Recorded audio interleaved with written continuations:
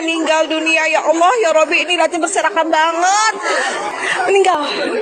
Ya Allah, rame banget. Truk pengangkut material batu proyek pembangunan Tol Patimban mengalami kecelakaan dan menabrak 5 kendaraan lainnya. Peristiwa kecelakaan maut tersebut terjadi pada Kamis, 17 Oktober 2024, pagi sekitar pukul 8 WIB di Jalan Provinsi arah Bandung menuju Subang, tepatnya di depan kantor Dinas Perizinan Subang atau sekitar 500 meter sebelum gedung Wisma Karya Subang.